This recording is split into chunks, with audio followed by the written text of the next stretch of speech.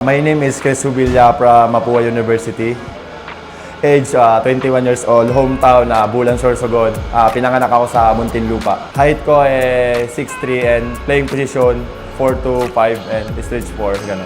Una, hindi ko talaga siniseryoso to kasi lang ako sobrang tatrabaho lang ako sa amin Parang yun nga na maaga namatay mama ko.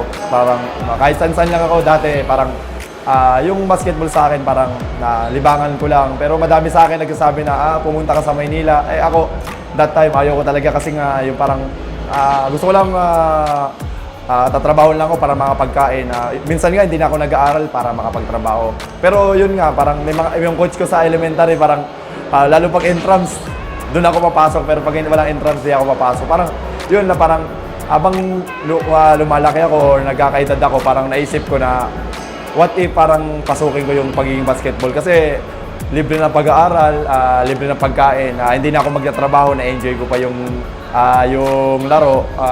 At the same time na may libre akong tirahan kasi parang dati, parang kahit saan-saan lang ako nagkain, nakitulog, parang ayun na, binigay lang sa akin ni Lord yung blessing na to na binigyan ako ng talent na makikinabangan ko sa sarili ko, sa family ko, makatulong ako and sa pag-aaral ko and especially sa mga batang nangangarap na tulad ko din. Parang gusto ko din talaga na makadating dito dati na parang nagkakaedad ako, sabi ko gusto ko din makapunta ng Maynila. Pero yun nga, nahirap lang ako, parang sabi ko baka hindi ako magtagal doon kasi nga wala din ako pang sustento sa pag-allowance ko.